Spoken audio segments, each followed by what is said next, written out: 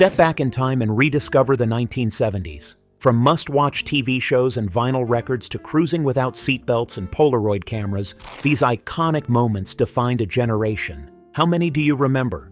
Remember when TV schedules ruled your evenings? If you missed your favorite show, you had to wait for a rerun. No instant replays or binge watching. Families gathered around the television, flipping through channels using a clunky dial because remote controls were rare luxuries. Prime time was an event. Monday nights meant Happy Days and Laverne and Shirley, while Saturday mornings brought colorful cartoons like Scooby-Doo and the Jetsons. Commercial breaks were your only chance to grab a snack or use the bathroom without missing a moment. And if the president interrupted with a speech, well, there went your show. The anticipation built all week long, making that half hour of entertainment feel even more special. Unlike today's endless content, watching TV was a shared experience. Neighbors and classmates discussed last night's episode the next day. It was more than just television. It was a communal ritual that brought people together, creating memories that still make you smile today. Before smartphones and touchscreens, communication happened on a rotary phone, usually mounted on the wall or sitting on a side table. Each number had to be dialed by spinning a circular dial, and if you messed up, you had to start over. The coiled cord stretched across the kitchen, often tangled from countless conversations. Privacy was tricky. You'd stretch the cord into another room, hoping no one overheard. Long-distance calls were a big deal too, with expensive rates that limited how long you could chat. The ringing was unmistakable, a loud, mechanical bell that echoed through the house. You'd answer without knowing who was calling. No caller ID, just pure surprise. And if the line was busy, you'd have to wait and try again later. But those phones had their charm. Hearing a loved one's voice after waiting by the phone made each call feel more meaningful. It was a time when conversations felt more deliberate, and every call was a connection to the outside world. And speaking of connections, remember when you tuned in weekly to shows that brought people together? Let's rewind to a time when American Bandstand and Soul Train were must-watch TV. Saturday afternoons weren't complete without American Bandstand and Soul Train, two shows that shaped the music culture of the 70s. Dick Clark hosted American Bandstand, where teenagers danced to the latest hits, influencing fashion and dance trends nationwide. From platform shoes to bell-bottom jeans, what you saw on TV often ended up in your own wardrobe. Meanwhile, Soul Train, hosted by Don Cornelius, celebrated soul, R&B, and funk, becoming a cultural phenomenon with its Soul Train line and energetic dancers. Both shows were more than entertainment. They were windows into the latest music and dance styles before the days of music videos. Families and friends gathered around the TV, tapping their feet and trying to mimic the moves they saw. If you remember rating records with, "It's got a good beat, and you can dance to it," or hearing Don Cornelius sign off with "Love, Peace, and Soul," then you know these shows weren't just TV, they were the heartbeat of a generation. Back before CDs, streaming, and playlists, music came alive through the chunky magic of 8-track tapes. These plastic cartridges were the soundtrack of road trips and house parties, sliding into clunky players with a satisfying click. You'd hear the warm crackle of analog sound, but just as you got into the groove of a song, that unmistakable clunk would break the mood as the tape switched tracks mid-song. It was a quirky flaw you learned to live with because nothing beat the freedom of portable music. Whether you were blasting rock anthems like Led Zeppelin and Fleetwood Mac or mellowing out to the Carpenters, the 8-track brought music into your car or living room like never before. Sure, rewinding wasn't an option and tapes occasionally got stuck, but that was part of the charm. If you remember stacking tapes in a plastic carrying case or flipping through selections at Radio Shack, you've experienced a classic era of music that today's digital world can't quite replicate. There was nothing quite like the thrill of buying a new vinyl record in the 1970s. You'd walk into a record store, the air thick with the scent of cardboard sleeves and freshly pressed vinyl, flipping through rows of albums with colorful, often psychedelic cover art.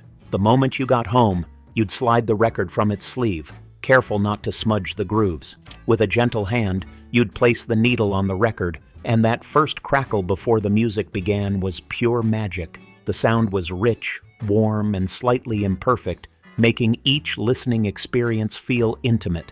Albums like Rumors by Fleetwood Mac, Dark Side of the Moon by Pink Floyd, and Hotel California by the Eagles became the soundtracks of your life.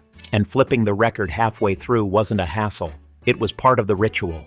Those moments, with music spinning on a turntable, felt more deliberate, more personal, and more connected than anything today's digital playlist can offer. The TV shows of the 1970s weren't just entertainment. They were cultural touchstones that shaped a generation. MASH, with its blend of humor and heartbreak, brought the realities of war into living rooms while still finding ways to make people laugh. Its finale became one of the most watched TV episodes in history, proving just how deeply audiences connected with Hawkeye, Radar, and the rest of the 4077. Meanwhile, Happy Days transported viewers back to the innocence of the 1950s, with Richie Cunningham, the Fonz, and their gang becoming household names. And who could forget Charlie's Angels, with their stylish outfits, undercover missions, and undeniable chemistry? They redefined action television, proving that women could be both glamorous and tough. Watching these shows as they aired meant gathering with family or friends, eagerly waiting through commercial breaks and discussing last night's episode the next day. These series weren't just TV, they were shared experiences that left a lasting mark on pop culture and personal memories alike. And while you were watching TV, chances are you were surrounded by the iconic home decor of the 70s, thick shag carpeting underfoot and wood-paneled walls all around. Let's step back into those unforgettable interiors that made every house feel like a time capsule. Step into a home in the 1970s, and you'd instantly recognize the signature style. Shag carpeting so thick it felt like walking on a cloud, and wood-paneled walls that gave every room a cozy, rustic vibe. Shag carpets came in bold colors like burnt orange, avocado green, and mustard yellow, shades that seemed to define the entire decade. Vacuuming those thick fibers was a workout, but nothing beat the plush feeling underfoot. Meanwhile, wood paneling, usually dark, with a glossy finish, covered living rooms, dens, and basements, creating a warm, cabin-like atmosphere. Combined with macrame plant hangers, lava lamps, and oversized furniture, it created a home environment that was both laid back and visually distinct. Sure, the style might seem dated today, but for those who lived through it, those design choices evoke memories of family gatherings, cozy movie nights, and carefree afternoons spent lounging on the floor. It wasn't just decor, it was a backdrop for life's everyday moments. Before computers and word processors, the rhythmic clacking of a typewriter was the soundtrack of writing. Each key pressed left an unmistakable imprint on paper, and there was no backspace to erase mistakes. Every typo meant starting over or using correction fluid. You had to carefully feed the paper into the roller, adjusting it just right before typing began. School papers, resumes, and letters to loved ones all came to life one keystroke at a time.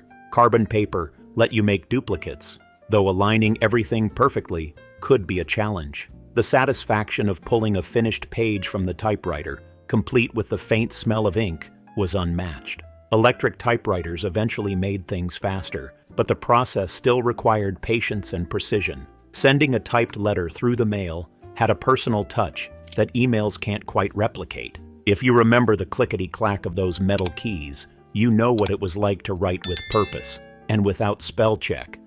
Imagine pulling up to a gas station and filling your tank for just a few dollars. That was reality in the 1970s when gasoline cost less than 50 cents a gallon. Service stations often had attendants who pumped the gas for you, washed your windshield, and checked your oil, all with a friendly smile. Gas stations had a distinct smell, gasoline mixed with oil and rubber tires, and the ding of the bell when you drove over the hose signaled your arrival. With prices so low, weekend road trips and Sunday drives were common, and cars with big engines didn't feel like a luxury. But the 1970s also brought the oil crisis, causing long lines and rationing at the pumps, reminding everyone how essential fuel had become. Still, those days of cheap gas and full-service stations remain a nostalgic memory for anyone who grew up during that era, proof that life on the road used to be a lot more affordable and a little more personal. And while filling up the tank was a breeze, figuring out your mood was as simple as slipping on a ring. Remember those mood rings that magically changed colors based on how you felt? Let's take a closer look at this groovy trend that captured everyone's curiosity. In the 1970s, mood rings became a must-have accessory. capturing the imagination of anyone curious about their emotions. These rings featured a special liquid crystal that changed color based on temperature, supposedly revealing your mood. If the stone turned blue, you were calm and relaxed. Green meant you were content, while black hinted at stress or sadness. Whether or not they truly reflected emotions, mood rings became a fun way to express yourself and spark conversations. You'd glance at your ring throughout the day, wondering if its shifting colors matched how you felt. Kids traded them at school, while teenagers wore them as symbols of self-awareness and style. Their simple silver bands and oval stones were both fashionable and mysterious, making them popular gifts. Even though they were just novelty items, mood rings tapped into the growing interest in self-expression during the 70s. If you remember proudly showing off your mood ring, you were part of a trend that captured the spirit of the decade. Long before streaming services let you skip commercials, TV ads were a part of everyday life, and their catchy jingles stuck in your head for days. One of the most unforgettable was Alka-Seltzer's Plop Plop Fizz Fizz, oh what a relief it is. The bubbly sound of tablets dissolving in water was as familiar as the jingle itself. Meanwhile, Coca-Cola captured hearts worldwide with I'd Like to Buy the World a Coke, a song that became a symbol of unity and togetherness. The commercial featured young people from different cultures singing on a hillside, creating a sense of hope and harmony that resonated with millions. Other memorable jingles included McDonald's You Deserve a Break Today and Oscar Mayer's My Bologna Has a First Name. These tunes became cultural touchstones, often more memorable than the products themselves. If you can still hum those melodies decades later, you know the power of a good jingle and how they defined the sound of the 1970s. Roller skating rinks were the social hubs of the 1970s, where weekends meant gliding across smooth wooden floors to the infectious beats of disco. The moment you stepped inside, you were greeted by the thumping bass of hits like Stayin' Alive by the Bee Gees or Le Freak by Chic. Multicolored lights swirled across the rink, reflecting off the glittering disco ball overhead. Skaters, dressed in bell-bottoms and striped tube socks, moved to the rhythm, some showing off spins and crossovers while others clung to the walls, trying to stay upright. Couples skated hand in hand during slow songs, while friends formed conga lines or raced to see who could skate the fastest. The snack bar offered sodas, popcorn and candy, and arcade games like Pong and Space Invaders provided breaks from skating. Whether you were perfecting your backward skating or just trying not to fall, the rink was a place of freedom and fun. If you remember those nights, you know nothing quite compares to the joy of skating to disco under neon lights. There was a time when driving or riding in a car meant feeling the wind in your hair without a seatbelt strapped across your chest. In the 1970s, seatbelts weren't legally required in many places, and car interiors often featured wide bench seats that made it easy to slide around during turns. Kids would pile into the back seat or even the cargo area of a station wagon without anyone thinking twice. Long road trips meant stretching out, lying down, or sitting on a parent's lap. Some cars had seatbelts tucked away, unused and forgotten, while others didn't have them at all. Safety wasn't top of mind, and public campaigns urging people to buckle up were just beginning to gain traction. Despite the risks, the freedom of riding unrestrained created carefree memories of family vacations, Sunday drives, and cruising with friends. If you remember those days, you've witnessed how car safety evolved from an afterthought into a necessity that saves lives. And while cars were evolving, so were the trends that captured everyone's attention, like a certain rock that required no feeding, walking, or training. Let's dive into the quirky craze of pet rock and why they became a cultural phenomenon. In the mid-1970s, a simple gray stone became one of the most unlikely and unforgettable fads of the decade, the pet rock. Packaged in a cardboard box with air holes and nestled on a bed of straw, each rock came with a humorous instruction manual that offered tips on training your pet. Unlike traditional pets, these rocks required no feeding, walking, or cleanup, making them the perfect low-maintenance companion. Kids proudly displayed their pet rocks on desks and dressers, sometimes giving them names and decorating them with googly eyes or paint. Adults joined in the fun, buying rocks as novelty gifts or office decorations. Created by advertising executive Gary Dahl, the pet rock phenomenon spread like wildfire, proving that sometimes the simplest ideas capture the public's imagination. Though the craze was short-lived, those who experienced it still chuckle at the memory of paying for a rock and loving every minute of it. It was a quirky, light-hearted moment that perfectly captured the playful spirit of the 1970s. Before video games became immersive, multi-level adventures, there was Pong, a simple, two-dimensional game that brought arcade excitement into the living room. Released by Atari in 1972, Pong featured 2 paddles and a square ball, simulating a game of digital ping pong. Players controlled their paddles using dials, trying to bounce the ball past their opponent to score points. The graphics were basic, just white lines on a black screen, but the thrill of competing against a friend or family member was addictive. The beep-boop sound effects became instantly recognizable, and the game's straightforward design made it easy for anyone to play. Hooking up the console to the TV felt revolutionary, turning ordinary television sets into gaming machines. For many, Pong was their first taste of interactive entertainment, paving the way for future classics like Pac-Man, Space Invaders, and Donkey Kong. If you remember the excitement of twisting that dial and watching the pixelated ball bounce back and forth, you witnessed the dawn of home gaming. When microwave ovens first appeared in kitchens during the 1970s, they seemed like gadgets from the future. Suddenly, cooking and reheating food took minutes instead of hours, transforming the way families prepared meals.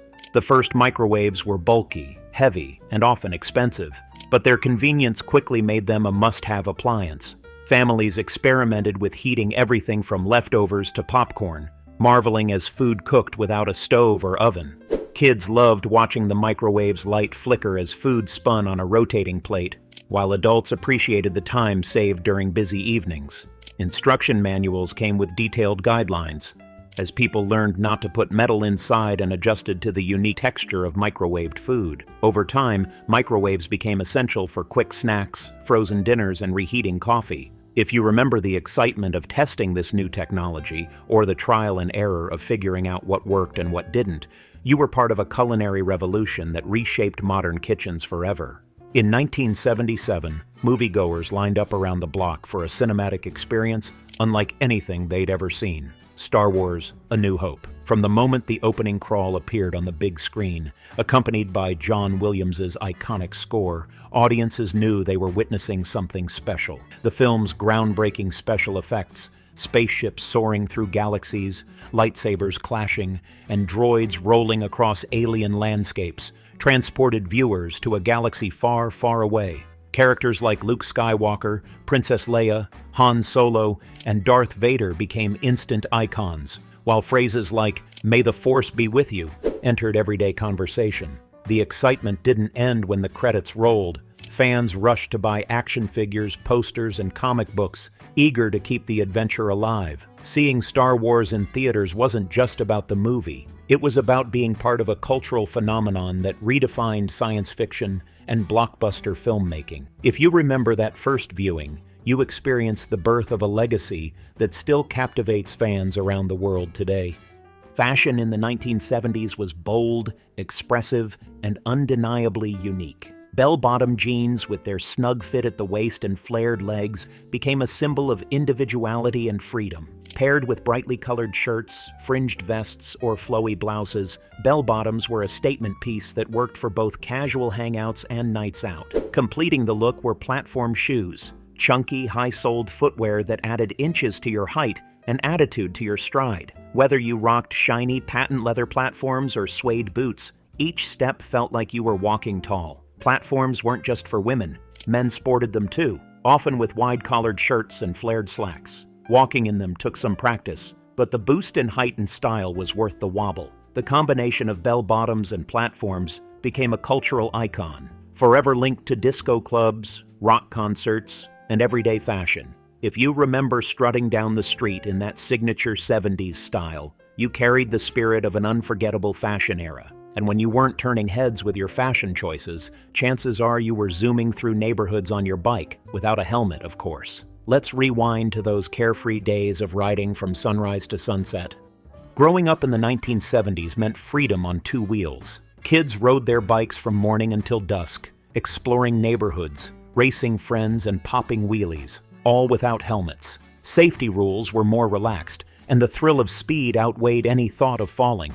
Bikes like the banana seat Schwinn Stingray, with its high-rise handlebars and colorful frame, were the ultimate ride. Some kids added playing cards to their spokes for that signature motorcycle sound. Riding wasn't just about transportation, it was a ticket to independence. You'd pedal to friends' houses, the corner store, or the nearest park, often without adults knowing exactly where you were. Scraped knees and bruised elbows were badges of adventure, and getting back on the bike after a fall was part of growing up. Looking back, it's easy to see the risks, but those carefree rides captured a sense of freedom and adventure that defined childhood. If you remember those days, you know what it meant to ride without limits.